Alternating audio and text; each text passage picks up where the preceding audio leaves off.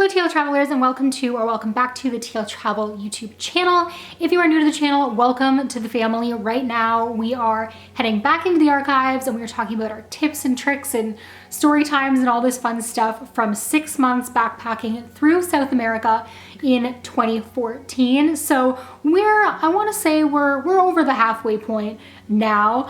In our last video, I gave you guys my top tips for planning your trip across the Uyuni salt flats from Chile to Bolivia or vice versa. And today is actually a little bit of a story time about our experience, and wow, it's probably gonna be like a shorter video today, but it is a doozy. So if getting lost in the middle of nowhere with no direction, no compass, letting you know which way is out is something that is triggering for you, just keep that in mind. Otherwise, we are just going to jump right into our story. So we chose to do the 3-day crossing for our Uyuni Salt Flats tour, and this story actually takes place on our final day. So we had such an amazing journey so far, so many beautiful views, just like, I can't even tell you. The flamingos was a lovely, unexpected surprise.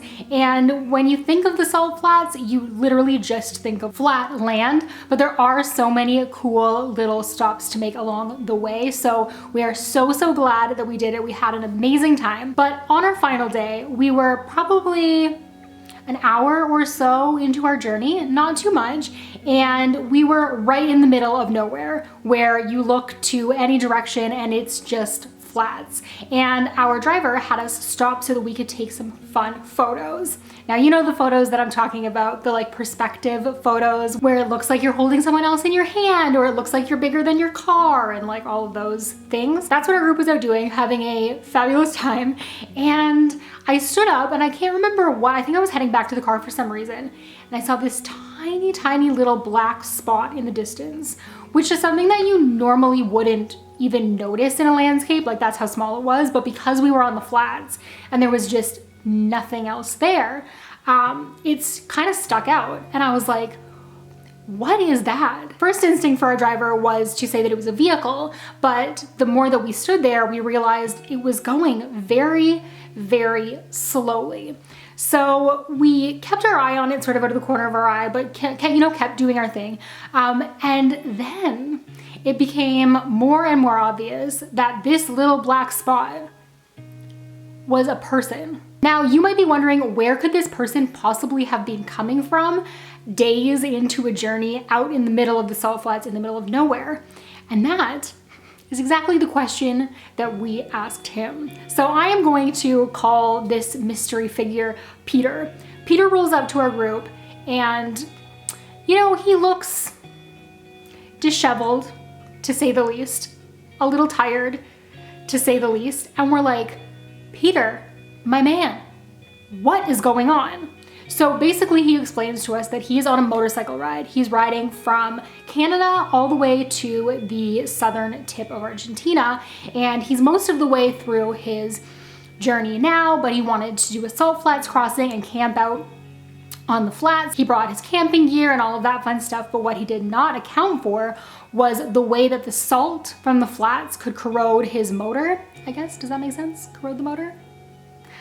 I'm sticking with that. So last night, because he was crossing in the opposite direction, was his first night out on the flats. And when he woke up early that morning, after a beautiful night out under the stars, he realized that he could not drive it. Now, another important thing to note about the salt flats is that you don't have like cell phone signal, Wi-Fi out there, anything like that to call for help. And there are no roads. There's no specific route. So if you are a tour driver, you know where you're going to drive, like you've done it before. How they do it, honestly, I don't know, because there's no landmarks by any means. Our driver was super quick to note though that he was so lucky to have come across us, A, because there's no roads, so like the chances of a vehicle driving by him were slim, but also because we stopped, and we stopped within walking distance of where he was. I mean, he could have been stuck out there for days and days before he found anybody. So that was super lucky. But what Peter wanted was for us to drive to where his bike was, and then like pull his bike back to the city so that he could get it fixed up and continue on his journey. Now, that was a little bit of a problem more so for a driver, I think, because like, you know, you pay them to understand the risks. And the way that it works with these tour guides is that they have, like, there's no gas stations out in the flats either. So they have enough fuel to get them from one side to the other, but they don't have extra fuel for driving off that route and coming back. So his biggest concern was that we were going to drive to where the bike was, we would get the bike, and then by the time we got the bike back on track and started heading to where we needed to go, we wouldn't have enough fuel, or we wouldn't be able to find another vehicle that had extra fuel that we would need to like finish our trip. And then we would be stuck. So we hemmed and hawed for a little bit, and it was very clear that not only did Peter not want to leave his bike, but that there was no way that we were going to be able to fix or jump his bike. So we decided that the only real option was to go ahead and pull him along with us. And if we got stuck, we got stuck. But at the end of the day, you just can't leave a human being out in the middle of the flats. And Peter was not leaving his bike, which you'll see why. You know, he might have been better off just leaving it. So it definitely took a little bit of time, but we managed to get his bike and himself rigged up behind our vehicle to pull him back to safety. And the rest of the day went by great. He just kind of hung out behind the vehicle, rolling along behind us, and we pulled him back to the city.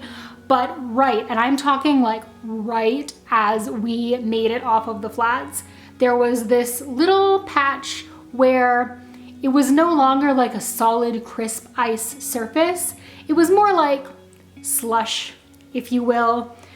So I don't know if Peter just got a little too comfortable back there and wasn't paying attention, or if it just wasn't expected. But when we hit that slush, we lost Peter. There was a little wiggle wobble.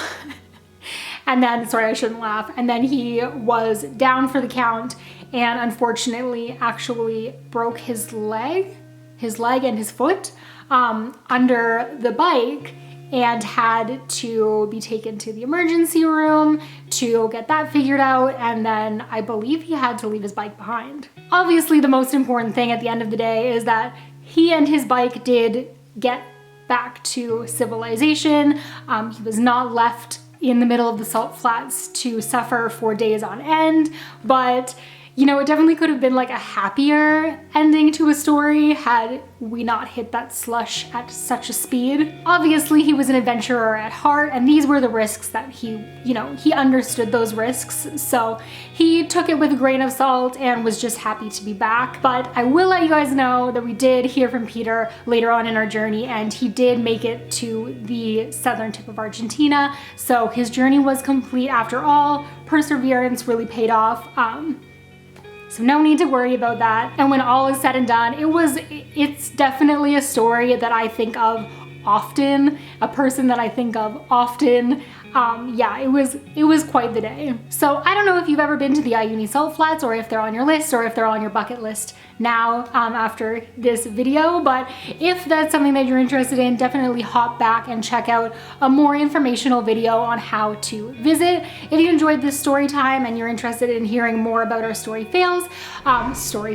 travel fails, definitely hit that like and subscribe button. We post new travel content every Thursday and Sunday, and right now we are recapping South America, but we have a ton more travel coming your way, especially as the world begins to open up again, and I can't wait to take you guys along with me. So that being said, in our next video, we're going to be heading into the Bolivian Amazon, which was a ride all its own. You're not going to want to miss it.